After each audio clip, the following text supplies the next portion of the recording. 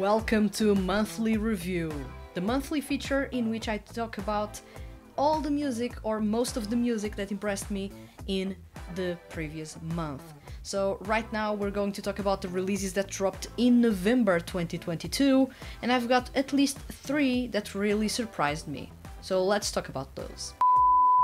Best of November 2022. So November was an interesting month because I didn't have any time to review music, so I got to review some of the releases last minute in early December.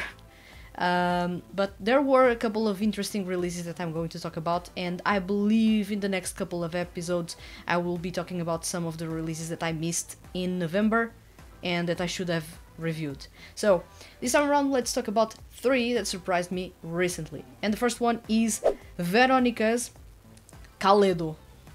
This is easily one of the darkest CDs I've heard from any band in the Dear Vocalist franchise.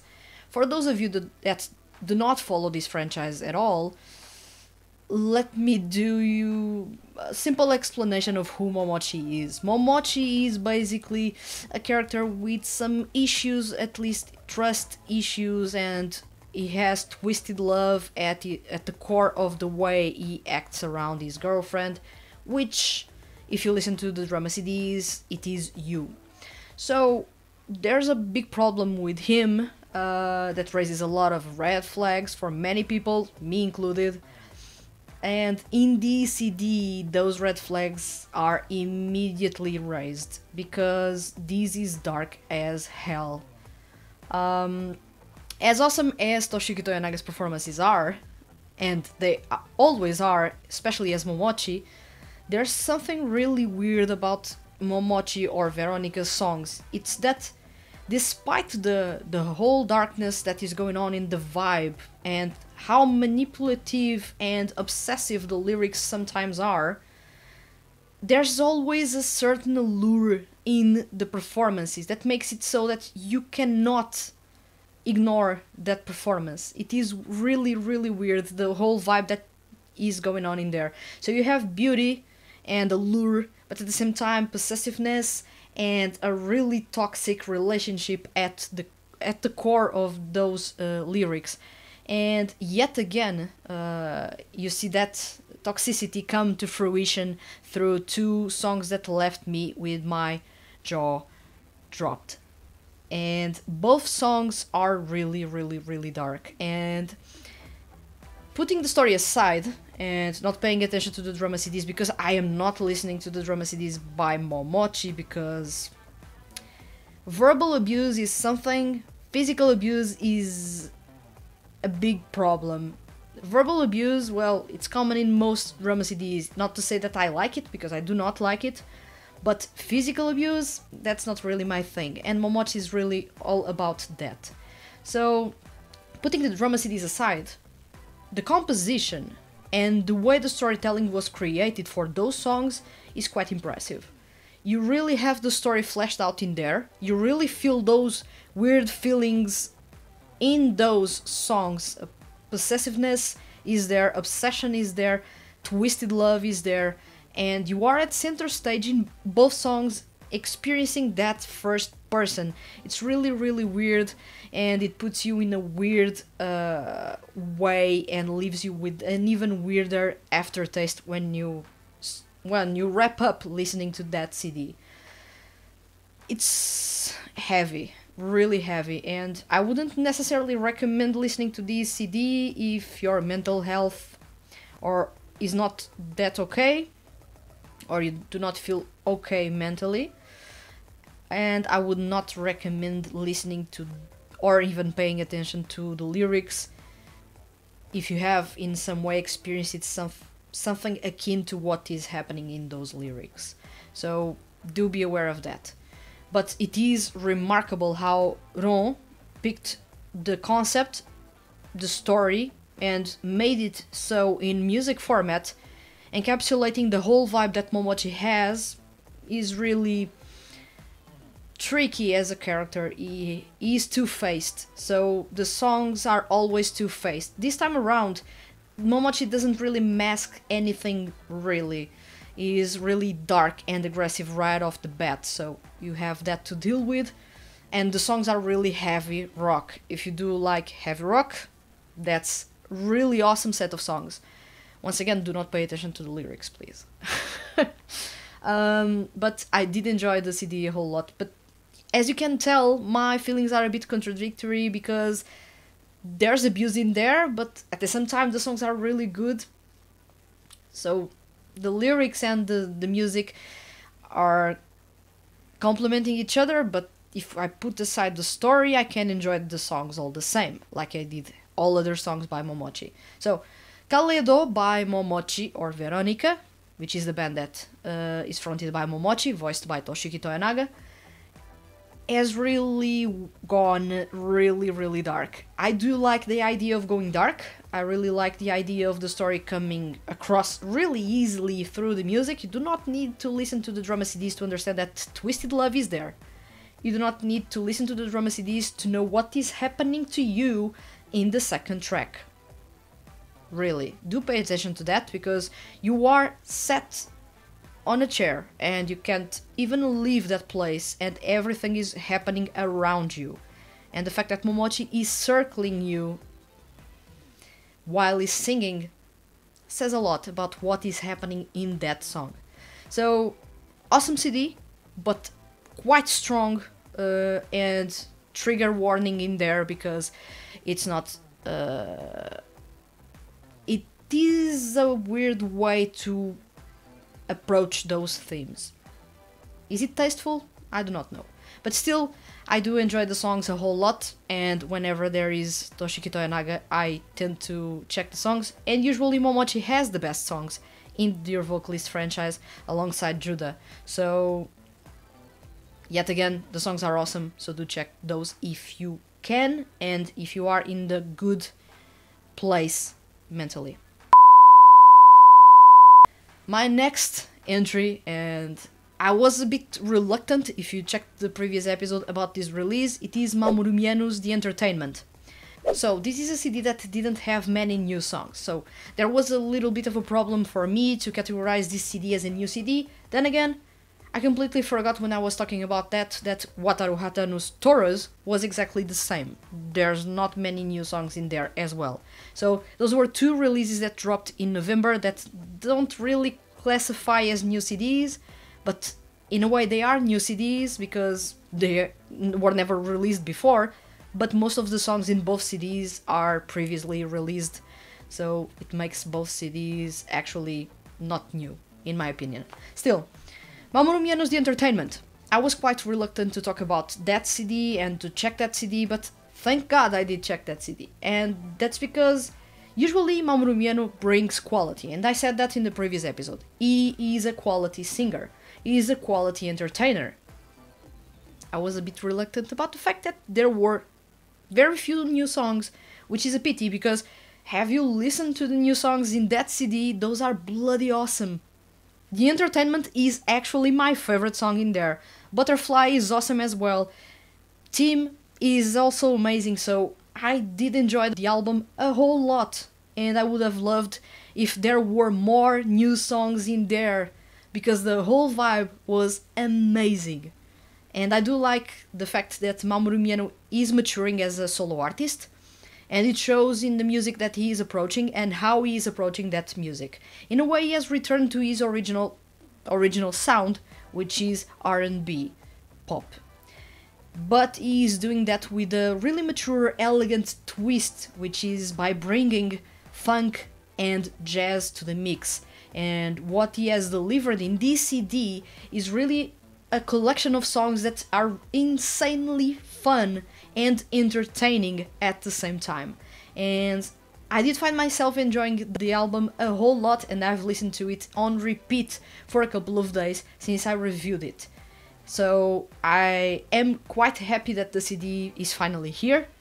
I'm only thinking that we should have had more new songs in there, because the new ones that we got were so good that I feel like we as fans deserved more new songs, more than revisiting the old ones. Not to say that the old ones were necessarily bad, there were some that I didn't enjoy, of course, but it would be more interesting to see a full-length album of new songs by Mamoru Miyano. An album that is cohesive from start to finish, of songs that were composed almost all at the same time or within the same time period.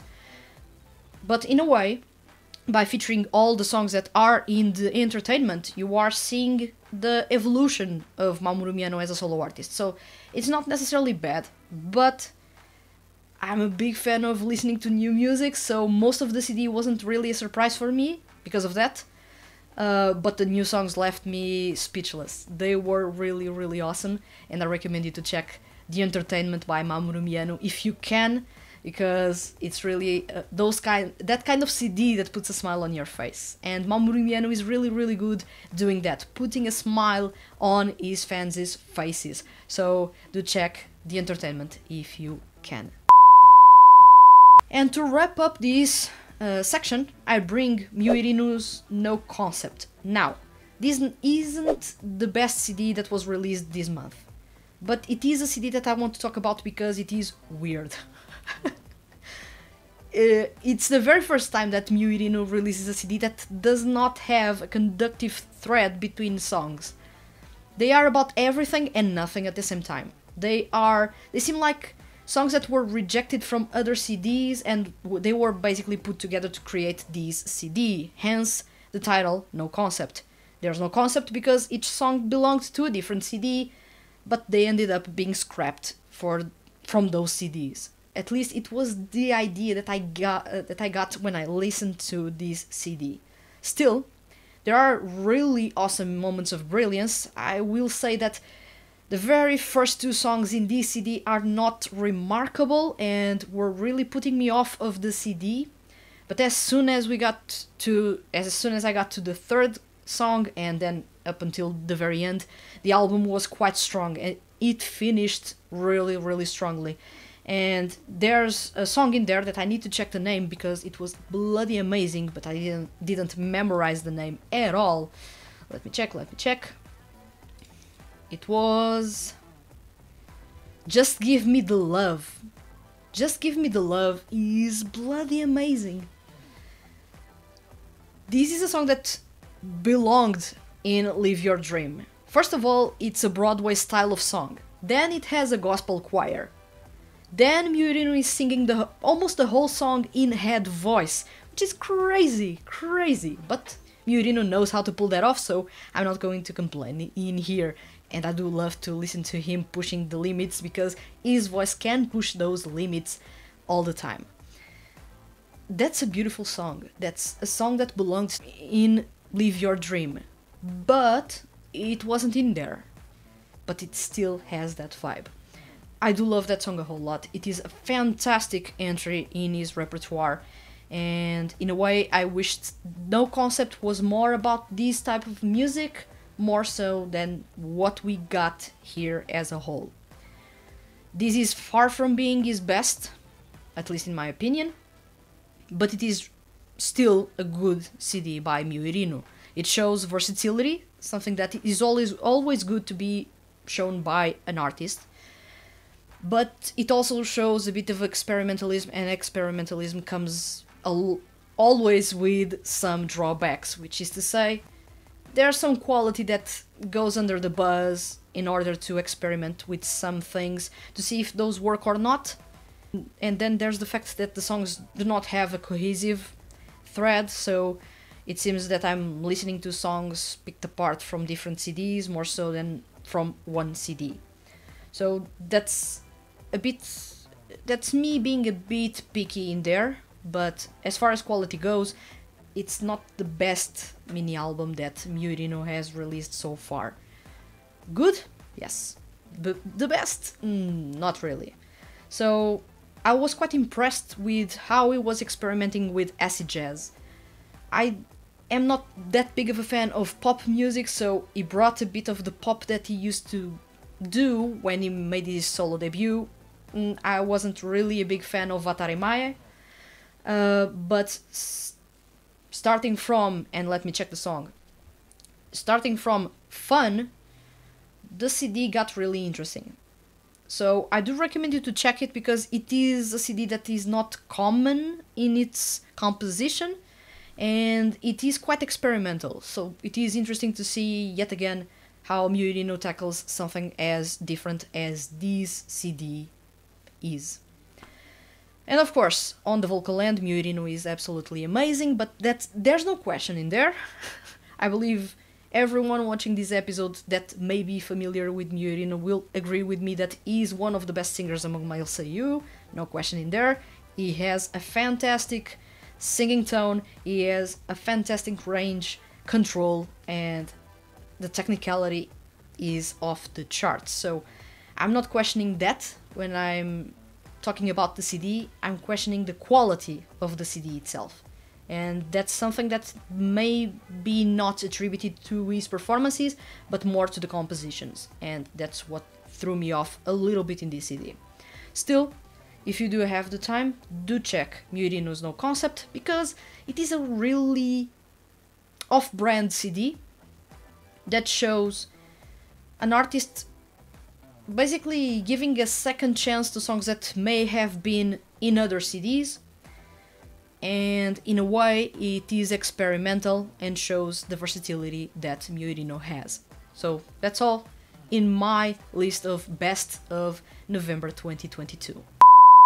Now it's time to check which were the songs or the CDs that impressed you the most in November 2022. And we've got one comment by Naz. Naz says, Shugo Nakamura's Winner was a winner for me for this month. Pun intended. All the songs from this single are groovy, which makes this an enjoyable single. It is evident all three songs are well within his comfort zone, considering he has input in every song. He never disappoints vocally too. I've enjoyed all the songs he has released as anime-themed songs, and the title track is no exception. I'm glad this song can possibly get him more exposure as an artist. I also love how Ise no Se stands out of the three songs for being grittier and more bass-driven. So thank you very much for your comment, Naz. I have yet to check Shugo Nakamura's Winner, but it is really good to see Blue Lock, the anime series, getting that much exposure, especially due to the recent World Cup. So in a way, the anime fed off of that popularity of the Japanese team.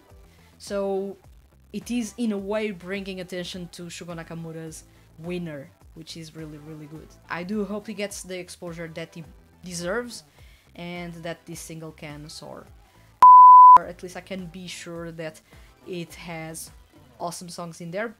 Usually Shugo Nakamura's songs are really easy listening, and they give off really good vibes. I do love when he brings the bass or cranks up the bass, so to hear that is happening in Winner, the single, is something that leaves me with a smile on my face and makes me anticipate the review much more than I was anticipating up until now. But I do look forward to listening to that CD, and I do know that it's going to be a good one. The fact that he has much more input in creating the songs and composing the songs, although I believe he has composed the songs, but the fact that he has more input shows that, one, Lantis is basically trusting him, or trusting his skills, which is good, and letting him be the singer-songwriter that he wants.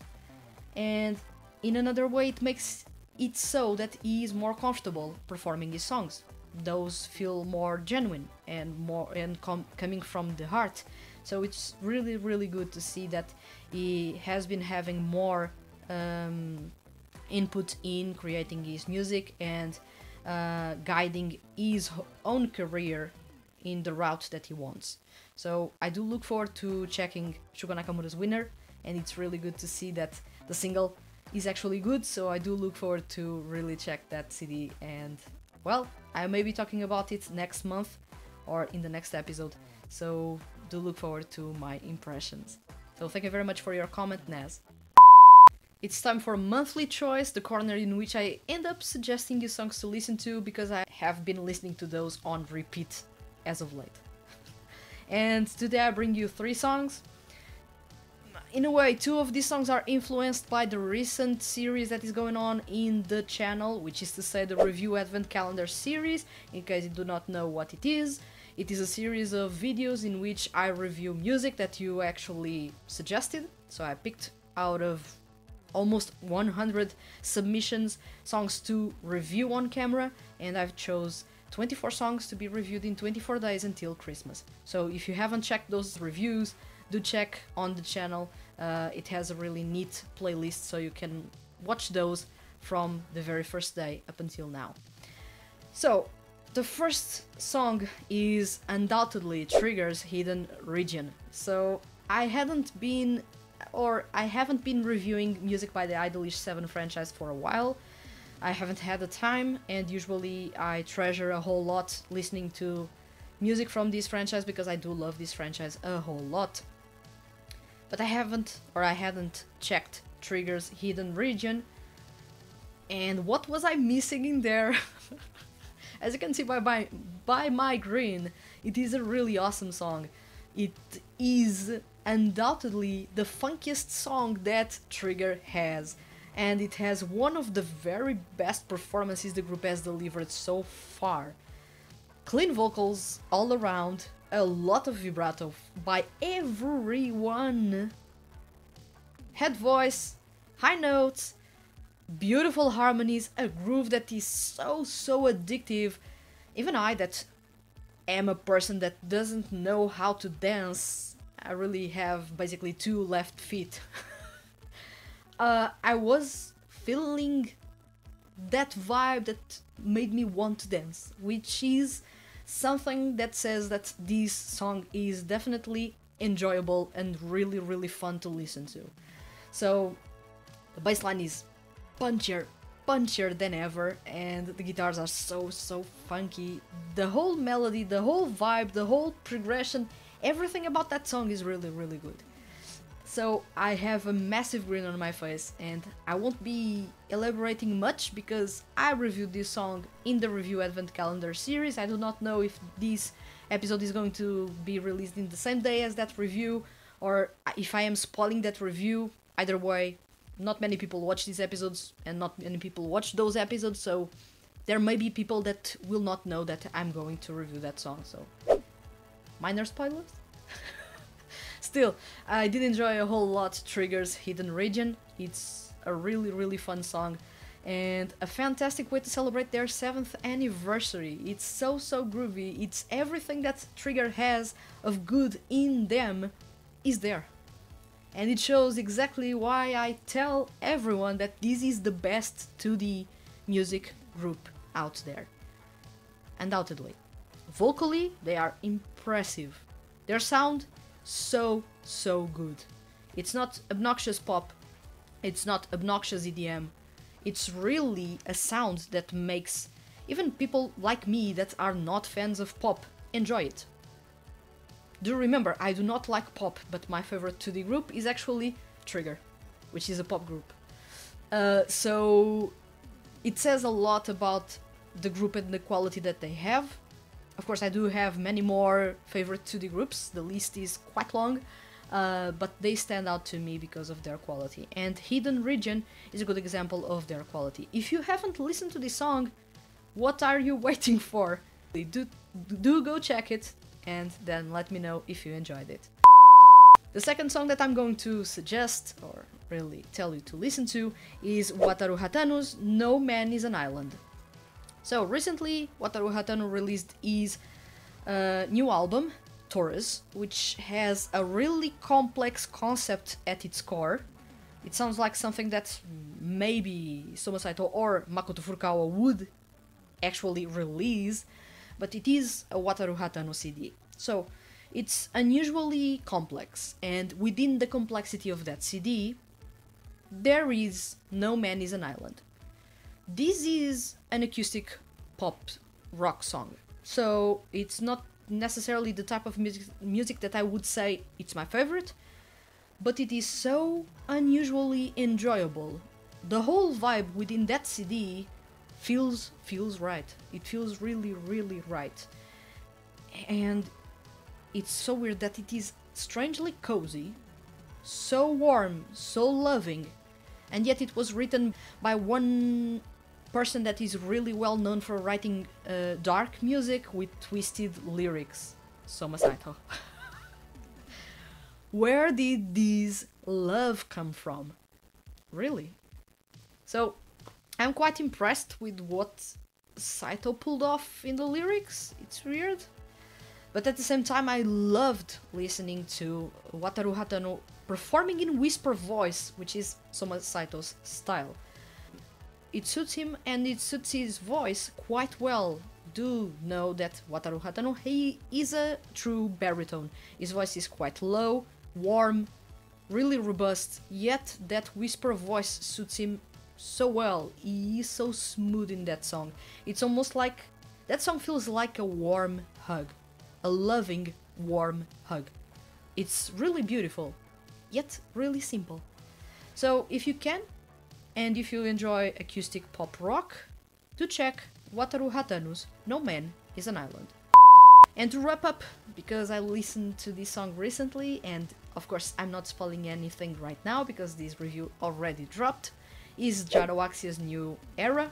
I returned to this song for the review Advent Calendar series, and now I'm back listening to it on loop. So thank you very much for suggesting me that song to review, because now it's not going to leave my head again for a couple of months. As I said in that review, I do love shock rock a whole lot, and I've been enjoying a whole lot Shin Ogasawara's performances, even as a solo artist. And Jarawaxia has grown on me as a band, and now I do love them a whole lot. I did enjoy their sound when it was really aggressive, but I'm not that big of a fan of punk rock music. Within rock music, I feel that it's a music genre that I usually do not enjoy. But this time around, the band embraced shock rock, which is a complex music genre, not easy to pull off. It involves quite a lot of electronica, yet used in a way that it doesn't sound like electronica at all. You could say that it's closer to sounding like industrial rock than electronic rock. And it is quite aggressive, it is a statement song, and I do love how that song encompasses everything that Jarawaxia is, and everything that Jarawaxia wants to be in the future. It is really a confident step on stage to say, please do look at us, you do know that we are good, just give us a chance, and we can be big. And I do like that confidence. I would love for Universal Music Japan to actually bet more on them, but at the same time I do like the fact that the band isn't being worked like a horse. So in a way we have that balance of the band actually having time to create, to perform, and not being releasing music all the time. But at the same time, releasing only one CD per year for a rock band, especially a 2D rock band, it feels like not much. So it is weird that there is no balance in here. So I would love to have that balance with Universal Music Japan actually betting a bit more on Jarawaxia and actually trying to make them big. They can be big. They have a sound that is really up there with One OK Rock. Why can't Jarawaxia be big? Just give them a chance. So, New Era is a song that is in my head, thanks to the lovely suggestions by some of the viewers of the channel. So, it is a song that I recommend you to check this month. Well, check it whenever you can, but do check it. It's really good, and the album, Freestyle, is absolutely amazing, quite possibly a top 10 best album released in 2022. It's not necessarily quite possibly, it is one of the best albums released in 2022. And that's all from me in the monthly choice corner. Now let's see your choices. So we've got one comment in here, and it is yet again by Naz. So thank you very much for participating, Naz. You are taking the spotlight from everyone else. Still, let's check your comment. Naz says, recently I got around to listening to Wonderland from Tokyo Color Sonic, and I fell in love within the first listen. The song is really pretty and suits Gakuto Kajiwara's vocals really well. Personally, this could pass as a Gakuto Kajiwara solo song that could fit in Dokoka no Kimi ni. I love how gentle and dreamy it initially feels before brightening, becoming more upbeat. The franchise continues to make wonderful music, and I can't wait to listen to the upcoming releases when they become available. First of all, good to see some love for the Tokyo Color Sonic franchise. Second, I haven't been checking the songs in this second CD series. I have them in my pile of shame of songs to review. I really have to wrap up that pile of shame before the end of the year. It's going to be a challenge. But it is good to see love for the franchise, and I feel like the franchise in a way is really underrated. Gakuto Kajiwara performing is always a treat. His voice is really clean and clear, and that's something unique to his voice that I have said countless times. He is a really unique singer. I've never heard that tone of voice in my life by a male seiyuu. It's really unique. So whenever he sings, my full attention is in his voice, undoubtedly. I haven't checked Wonderland, so I'm curious to see what you meant by it is a song that could fit in Dokuka no Kimi, and I will predict it is semi-acoustic pop rock, but in a way I'm curious to see if it actually is a really awesome song. I haven't checked anything in the second season, including the new song with all new vocals in there and the lineup updated as it is. So I'm quite curious to see as well how Hirose fits in with the rest of the group. And I will be anticipating Gakuto Kajiwara's performance in Wonderland, so that's a really good shout in there. The songs are available on streaming platforms in case any of you that are watching this episode are curious about it. Do check Tokyo Color Sonic on Spotify. You will find those songs in there, and they are well worth your time because the music in this franchise is quite good.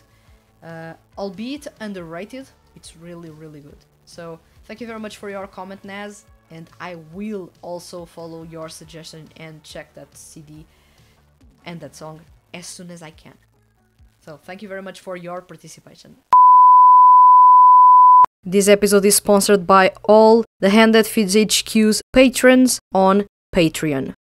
A big thank you for the support. And it's time for Music in the Horizon, which is to say, let's talk about the releases that drop in December 2022. This episode is already being posted or published on the channel in December, which defeats a bit the purpose. It's already been a week since we entered December, and there are some CDs that I have already picked up but haven't reviewed so far. The first CD that I'm looking forward to a lot is Zul's Zenith. Zul's Einsatz, the very first CD by the group, was not remarkable. It was not remarkable. So I was a bit on the fence about the following releases, but actually the group has changed a whole lot, and that's because there were big changes in the franchise, or for the group within the story in the franchise, that led to that change in sound. The group is yet again performing a mix of pop with rock and a little bit of hip hop in the mix. It is grungier than ever, and I love that sound. So Zul has been on a really good streak, so I'm really looking forward to Zenith, especially because it is a concept mini album or an EP, and I'm really curious to see what the group can pull off in there, and if the songs do live up to the hype. So that's a CD that I look forward to a lot, but I do not know what to expect, so in a way I'm really curious about it. Then we have A Dashes, and I'm going to read the title because it is huge. Sorakara Furuyume. A Dash in the Dear Vocalist franchise, that's something that I really do look forward to, and that's because A Dash, who has a voice that is amazing, is voiced by Ryohei Kimura, does have some of the most eclectic and intense performances in the Dear Vocalist franchise. He's the only artist that actively performs electronic rock. More electronica than rock itself, actually. And his music is really heavy, really bipolar in a way, and it is quite intense, quite energetic. It's the type of music that you either listen to it and feel drained of your energy, or you listen to it and it is a massive boost to your energy. Usually, for me, it's a massive boost whenever I want to get some energy, and whenever I'm working on news or articles for the website and it is really late in the night, I tend to press play on an A-CD just to get my energy flowing, because his music is really good for me, at least to give me energy. A- is going to wrap up this series of CDs, the Unlimited CD series, so I do look forward to it. I haven't checked any previews. Yet again, I do not check previews, and I really do not like when people spoil me the CDs, especially when I'm delaying them because I have other things to work on. So I hope you guys do not spoil that CD in the comments, but I will review it in due time, so do not worry. I will review it at least until the end of December. I'm really looking forward to it, so let's see what is in that CD. Yet again, I'm hoping there are really awesome performances in there, and in a way, if you are following the story in the Dear Vocalist franchise, you will know that A- has grown a whole lot since the very first CD, and he has been experiencing true happiness, and is now in a really good place in his head. So it is quite interesting to listen to his music and see that growth and that maturity showing, and seeing him overcoming fears and issues and even illnesses that he had. So it is quite interesting, and I usually tend to like Ryohei Kimura's performances. As of late, he has been an absolute beast on the vocal end, so I'm really looking forward to it. And I believe this is the biggest release of the month, easily. It is Soma Saito's Yin Yang. I do have the CD in here with me. In case you are wondering, I have yet to review it at the time of recording this episode. But I'm really looking forward to it. This is a CD that I believe will be really dark. Perhaps in the next episode I'm saying that actually this CD wasn't really dark. I know there is going to be some surprise in there. There's going to be a really weird twist. There's going to be a roller coaster story. It is the style of story that Soma Saito writes, so I'm anticipating that. But I do not know what to anticipate beyond that. So I'm really eager to grab that CD and start reviewing it right now, as I'm speaking. But I have yet to wait a little bit. But I'm really looking forward to it. I believe that many people by now have already heard that CD, and that you may have enjoyed it. You are welcome to leave your impressions of that CD in here. I'm not going to reply to any comments for a whole week until I have listened to that CD. So do not worry, you can spoil it in the comments at will, but that means that I'm not going to reply to any comments for a whole week. So there's the trade-off in here. But I'm really looking forward to it. In case you haven't noticed, I'm a big fan of Soma Saito as a solo artist, or even as a seiyuu. And his music is what continues to make me quite excited about seiyuu music. There are other artists that I mentioned that are really good and I enjoy a whole lot. Miyu Irino, Mamoru Miyano, Toshiki Masuda, Makoto Furukawa, Yumo Uchida. There's loads of them, even Shunichi Toki, Shugo Nakamura. I do enjoy these artists a whole lot. But there's nothing like Soma Saito's music in there. There's nothing that feels the same. Makoto Furukawa does really come close, mind you, but it's not the same. And really what I crave for that style of music. I've always craved for that style of music. His influences in music are actually some of the bands that I love a whole lot. So that's the type of music that I crave, and he's creating that. So he's the artist that I look forward to the most, naturally, because all those influences, all those mentions, all those callbacks to literature that I've already read, all those resonate with me. So that's what makes him different from other solo artists, in my opinion, or at least for me.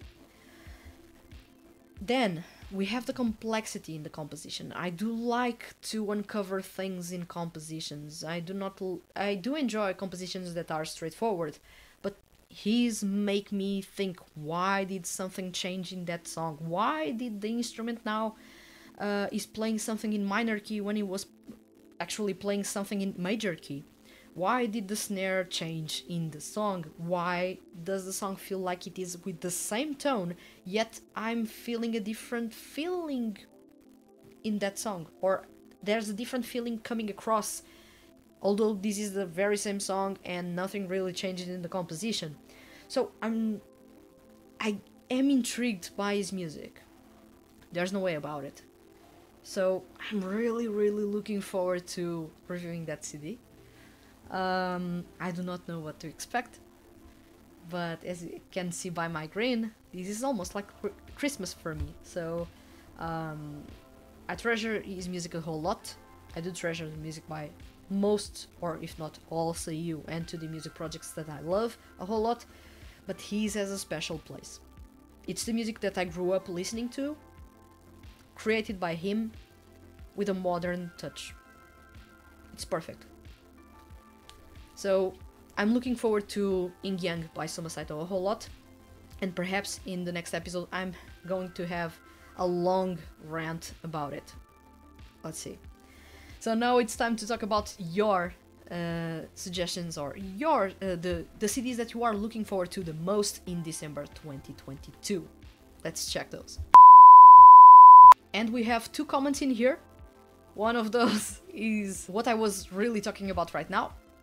So let's start from that comment. Naz says, of course, Soma Saito's 3rd EP, Yin Yang, is the CD I, and many others, are highly anticipating. The concepts and aesthetics presented so far for this CD are intriguing, and I am very excited to see the story he presents and how dark it may go. After seeing the tracklist, the title of track 5 grabbed my attention and became the track I am most excited to hear because I enjoyed the novel it is inspired by.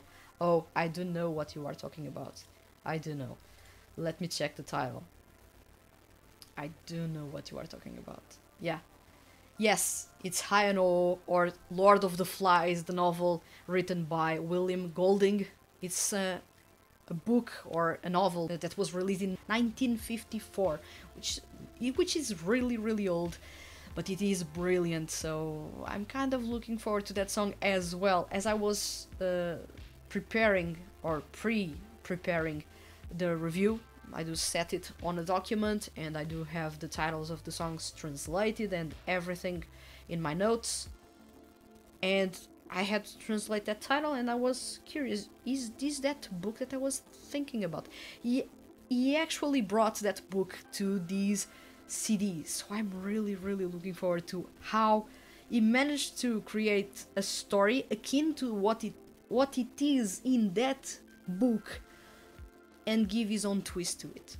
I'm really curious about it. So that's a song that I'm really curious, especially because it is in the young version, which is to say the dark side of the CD. So it's going to be really good.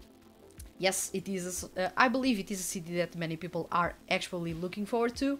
So I hope everyone is enjoying it, if you have already listened to it. And if you haven't, the CD is available for free on Spotify and other streaming platforms worldwide, so do check them. For me, I do have the CD here, and I'm eager to review it. Next we have a comment by ML, and ML says, December is looking great for Tsuki Pro. Can't choose one CD. Most VESROCK characters are trying new things for the anime solo songs, so I'm curious about what kind of song Yuma and Naosuke will sing. Then the solos by Soshi and Tsubasa, that is Makoto Furukawa and Soma Saito. Those two releasing the same day will be the end of me. It's almost like a repeat of December 2020 when Soma Saito and Makoto Furukawa released their full-length albums on the same day. I'm talking about In Bloom and From Fairy Tail. So it is a repeat of that, and I do enjoy that a whole lot. They are two of my favorite singers among male seiyuu, and they have two of my favorite characters in the Tsukipro franchise, so that's perfect for me. As far as the VESROCK franchise goes, I haven't checked the music from the anime series so far. I do have it in my backlog and I'm going to pick that up before the end of the year, so I'm going to check what you are saying, that the characters are trying new things on the vocal end, or even the music is sounding a little bit different than usual, so I'm curious about it. Yuma is one of my favorite characters in VESROCK. Is voiced by Shun Horie, so I'm really looking forward to what he can pull off in there. And I love a whole lot Takaaki as well, voiced by Shingaki Tarusuke. And Reiji, voiced by Takuya Sato. So I'm really looking forward to songs by all of these characters and seiyuu. Also Issa, Masahiro Yamanaka. So I'm really looking forward to many songs in this franchise. I do love the VESROCK franchise a whole lot. It's a pity I haven't been checking or following the anime series, but I do not have the free time to check the anime. I will eventually check it, because, well, I do love everything that it is at the core of Tsukipro and VESROCK, so I will eventually end up checking the anime series. But first, I need to check the songs, and I'm looking forward to those as well. Actually, December ends up being the month in which I review the most music, because I end up having a pile of shame that is really big. And I do have a lot of VESROCK music in there, so I will eventually review it. So thank you very much for your comment, ML. And like you, I am looking forward to most of the songs that are going to be released in the VESROCK and Tsukipro franchises within this month. So thank you very much for actually giving a shout to that and showing some love for a franchise that I believe, two franchises that I believe do not have that many fans overseas. So it is really good to see some love for these two franchises that I love a whole lot and that have so much quality in there, both on the vocals as well as on the composition end and the songs as a whole. So thank you very much for your comment. And that's all in the Music in the Horizon corner. Now it's time for the Ask Vanessa corner. I'm not going to do the same mistake I did last month and say that this is not going to be a Soma Saito corner. But if it is going to be Soma Saito corner, I'm just going to let you know, if you do not like Soma Saito, that you can skip to the last chapter. You are free to do so, so do it if you want. I'm anticipating a comment that mentions Soma Saito, so if there is no comment in there, you have played me good. Let's check it. So we have a comment by ML, and it is the only comment here in the Ask Vanessa corner. ML says, are there any 2D music projects you follow or followed fully? That is, not just the music, but also listen to the drama CDs, play the game, etc. I assume Dear Vocalist is one of them, so do not hesitate to give us our monthly dose of Soma Saito. I told you. I told you. Well, first off, there are a couple of projects that I've either followed a lot but have stopped following, and there are others that I follow and I actively follow everything. So let's go by parts. First off, a project that I followed a whole lot, including drama CDs. I played most of the games, almost all the games that were released on PS Vita, and I was really the type of person that rewatched the anime series, almost all seasons, many times, more than I should have. It is Utapri. Up until 2015, I followed the franchise quite closely. I was a really die-hard fan of the franchise. My favorite was, and still is, Toki Ichinose. That's my favorite character. But I ended up getting a bit fed up with the franchise because the romance wasn't going anywhere, and I was rooting for a Haruka and Ichinose romance, and that never happened, so I got a little frustrated with the franchise as a whole, and I stopped altogether listening to the music that was sounding the same to me since the very start. There was no real evolution in the music in there. It was more of the same, at least for me. Not to say that the music is bad, but if I already enjoyed the music that was released previously and the new music was sounding the same, it wasn't necessarily new to me. So it felt like a waste of time for me to continue to follow the franchise, and I kind of drifted away from it. I still hold it very dear. It was the franchise that made me start following 2D music quite closely. I fell in love deeply with Toki Ichinose and at the same time Mamoru Miyano as a solo artist. So it's really a franchise that I hold very dear, and I played all the games on console. I've played a little bit the smartphone game, but at the time my smartphone was not really good, so the game lagged a lot, so I stopped playing it, and that was exactly when I started to drift away really fast from the franchise. There were too many releases, too frequently, nothing was really changing, and for me I need a little bit of change for the franchises to stay exciting for me, and that excitement faded away from me. Not to say that it has faded away from other people. It's still a franchise that has a really strong fandom and it is really passionate. So I do appreciate the way that the fandom is still rooting and supporting the franchise after all these years. It is a really mature fandom. They are following the franchise since its inception, which has more than 10 years of content. But I have drifted away from that franchise, but I was following it really as a die-hard fan until 2015, but I drifted away completely from the franchise and no longer listen to the music. But I still look fondly to the franchise itself, and I do listen to the old songs quite frequently, and at times I play the games. I still love those a whole lot. Still, Toki Ichinose is my favorite character in that franchise. Then, a franchise that I follow really closely and I love a whole lot, and I still follow it to this day, is Tsuki Pro. I have listened to all drama CDs, I have listened to all songs, I've reviewed most of the songs, I've watched all the anime seasons, and I do enjoy the music a whole lot in this franchise. I do know the names of all characters on top of my head, so it's one of those franchises in which I do know what I'm truly talking about because I do know the lore to its core. It's a franchise that I follow really closely. My first contact with the franchise was through Flare, a song by Tsubasa, voiced by Soma Saito. At that time, I didn't know who was Soma Saito, but I was checking the song out of curiosity, sheer curiosity, because I didn't know if he was a really good singer or not. I was following him since he was basically doing a radio show for 81 Produce alongside Kotaro Nishiyama and Takuya Guchi, which was a radio show made on purpose to promote the newer talents in the 81 Produce talent agency.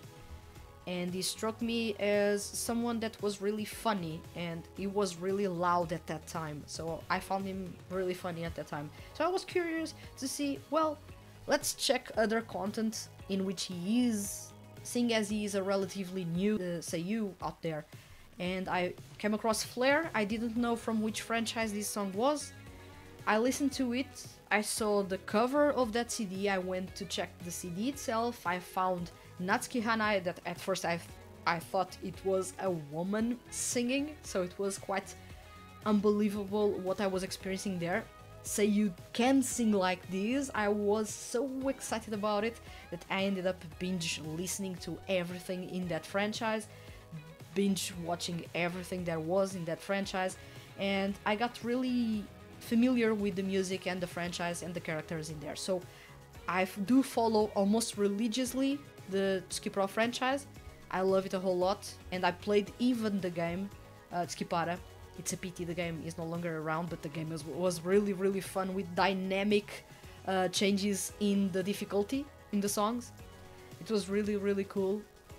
It is a pity that the game is no longer around. But still, I followed everything, and I still follow actively everything that the franchise has to offer, since it was basically launched. So it is a franchise that I hold really dear. Another franchise that I follow really closely, it is, as you said, and you are right, the Dear Vocalist franchise. I came across this franchise not because of Soma Saito, but because of Toshiyuki Toyonaga. And since then, I've been a fan of the franchise as a whole. I do love most of the songs. I will not say all, because there are some songs that I'm not as much of a fan of, but still, I love the franchise as a whole. I've listened to most of the CD dramas. I haven't listened to all, as I said earlier. I do not listen to anything by Momochi because I listened to the very first CD and it was enough for me. I'm not the style of person that enjoys physical abuse, in a way. I do not enjoy verbal abuse, so that CD is a big no for me. That character is a big no for me, but I do enjoy the whole dynamic that the characters have in the ensemble drama CDs. Actually, I haven't listened to all those drama CDs, yet I didn't have the physical version, so I had listened to CDs that were available online, a bit in a pirated way. So now I finally got to purchase those in an auction, really cheap, and I'm going to own the drama CDs from this franchise. It shows the commitment that I have with this franchise and how much I love it. So it is a franchise that I follow closely. I do love Ron. I've loved his composition since he was with Old Codex, and as soon as he picked up Dear Vocalist, I've been following Dear Vocalist since then, basically. And I love the cast as a whole as well. So it is a franchise that I hold really dear. It is my favorite 2D music franchise. So yeah, I do follow it quite closely. Another franchise that I follow really closely, and this is crazy, it is the Idolish 7 franchise. But the story is even crazier, because I've picked up the game in 2015 when it was launched. I played it a bit, and it was exactly because of Trigger's music that I gave up on the franchise initially. I did not enjoy Trigger's music at all when I started playing the game. I found it really bad. And I picked the franchise when it was launching in 2015, but it took me a couple of months until I actually fell in love with the franchise, and actually Trigger ended up becoming my favorite 2D group. So it is a really weird story, interesting in a way, weird in another. So I started not enjoying the franchise, and now it's one of my favorite franchises. I do play the game. I'm level 356, I believe. I play the game a whole lot when I have time, and I'm following the story quite closely in the game. I'm in chapter 5 of the story. People are already in the 6th chapter. I'm still in the 5th chapter. Because I haven't had the time to check the story, but I do follow it closely. I do own a couple of DVDs, live DVDs from the franchise. I have watched all anime seasons. I haven't been watching the second cour of the 3rd season because I want to binge watch it. If you get what I mean, since I've played the game, I already know what is going to happen, but I want to binge watch it, and the blow will be bigger. Call me a masochist because of that, but I really want to feel those emotions in one sitting. So that's a franchise that I follow really closely. I play the game actively. I listen to all the music in this franchise.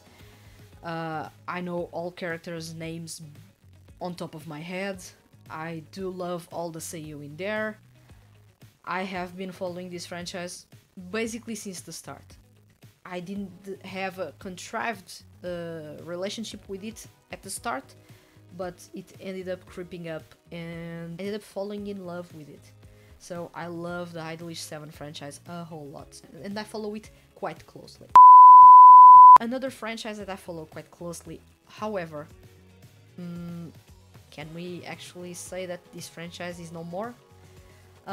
Is the Perfection Noise franchise. I have all the drama CDs, but yet there are only 4 drama CDs and the franchise has gone silent. But I do enjoy this franchise a whole lot. Another one that I follow quite closely is the Dig Rock franchise, and this one I have listened to all the songs, listened to all drama CDs, and I'm looking forward to the Switch game. Hopefully it gets localized in English and we can all play that game if you actually own a Switch. So that's another franchise that I follow quite closely. The list of franchises that I follow quite closely is quite big actually. There's a big reason why I do not follow other franchises closely as I do with these ones, because there's, as you can tell, there are already a lot of franchises in here that I follow quite closely. That's a lot of information to take in, and there are a lot of CD releases in here. That's why I can't dedicate as much time to other franchises, but I do follow others, but not as passionately as these ones. I may have missed some franchises in here. This is going to eat me, but I do not recall which are the other franchises that I follow really closely. Oh my god.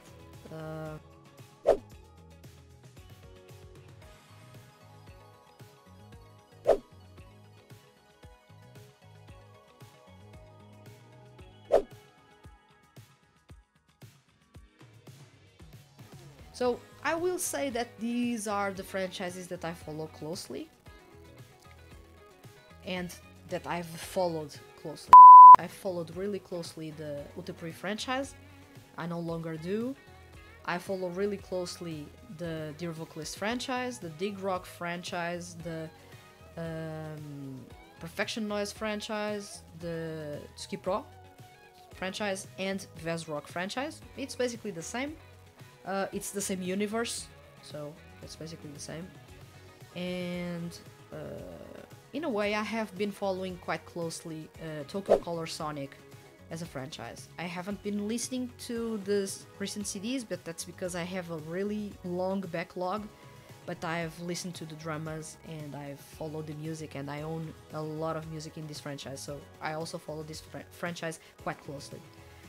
But I'm not going to keep talking about this because this list is going to get bigger and bigger the more I talk about it. But these are essentially the franchises that I follow really passionately, and that I've played the games, listened to the drama CDs, I know the characters by their names, and in a way I love them a whole lot. A franchise that I would love to get more into is Hanadol. I love the music, but I haven't listened to any drama CDs. And I've heard those are really good. So that's a franchise that I already love the music, but I haven't checked the drama CDs. So that's something missing in there for me. So that's the next franchise that I'm going to fall deeply in love with. I already love it, music alone, but I haven't dived into the drama CDs, and I have to, because I love the characters, or at least I love the songs that the characters are performing, and I'm curious about why they are singing in that way, why they are singing the things they are singing. So I'm curious about the drama CDs, and I will eventually check them, but I haven't had the opportunity to do so because my free time is quite limited, and as you can tell, I'm already really busy with a lot of favorite 2D music franchises that I follow really passionately. So I hope this answers your question, ML. this didn't end up being a Somosaito corner, so I believe you tried to fool me, but I twisted it around and ended up talking about other things beyond Somosaito. Many of these franchises have him in the cast, yes, but that's not necessarily why I follow those franchises. It's not because of him. There's something that people may not understand, is that I do love him as a solo artist and I do love him as a voice actor, but I do not check everything he does. I do not check everything he does. Most of the anime series he's in, I haven't watched. I do not want to watch at all. I only watch those that pique my interest. And same thing with the music projects. If it happens that he is there, awesome. But I do not actively look for 2D music franchises in which he is. They have to be good. And there's a big reason why there are some franchises in which Somosaito is, for example, King of Prism, but I do not check the music or do not follow because I do not like what the franchise is doing. Do you get what I mean? So I follow only what piques my interest, regardless of if there's my favorite voice actor in there or not. So that's why I didn't say that I follow these franchises because of him. I follow these franchises, and he being there is actually a plus for me, but I wasn't actually looking actively for him in those projects. So I hope this answers your question, ML, so thank you very much for asking it. And that's all for this episode of Monthly Review. I hope you guys enjoyed it, so I hope you do look forward to the next episode. And since we are already in December, happy holidays and Merry Christmas if you actually celebrate it. We will see each other before the end of the year, so I'm not going to wish you a happy new year. I will leave that to the next episode. So I'll see you soon.